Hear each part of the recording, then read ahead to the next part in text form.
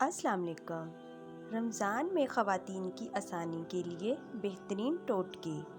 पूरे रमज़ान के दिनों में जितना भी बेसन आपको इस्तेमाल करना हो, पहले से बेसन को छान कर रख लें ताकि रोज़ाना के इस्तेमाल के वक़्त आपको बेसन छानना ना पड़े। सख्त गर्मी में रोज़ा रखना बहुत मुश्किल हो जाता है और बहुत ज़्यादा प्यास का सामना होता है। अगर सहरी में छोटी इलायची 3 या 4 दाने खा लें तो दिन भर प्यास नहीं लगती। रमज़ान में जिस्म को ताकतवर और सेहतमंद बनाने के लिए अंजीर का इस्तेमाल करें।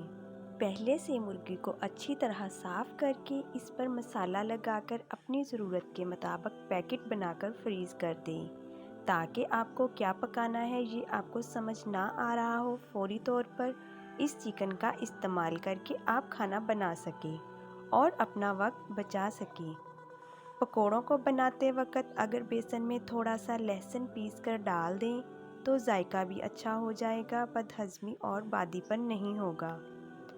अफ्तार में खजूर का इस्तेमाल हर घर में होता है। खजूर को दरमियान से काट कर इसकी गुठलियाँ निकाल लें और इसकी जगह एक बादाम रख दें या गुठली निकाल कर क्रीम भर दें।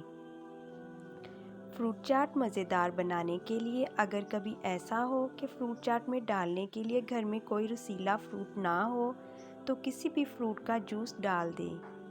आप डब्बे का जूस भी इस्तेमाल कर सकती हैं। इस तरह फ्रूट चाट फ्रेश भी रहेगी और थोड़ा सा नींबू का रस डाल दें। फ्रूट चाट बहुत ही मज़ेदार तैयार होगी। चॉपर और ब्लेंडर में थोड़ा सा नमक डालकर 2 से 3 मिनट चला दें। चॉपर ब्लेंडर के ब्लेड तेज़ हो जाएंगे। पापड़ी को पहले से बनाकर एयर टाइट डब्बे में रख दें। पापड़ी पूरे महीने नरम नहीं पड़ेगी।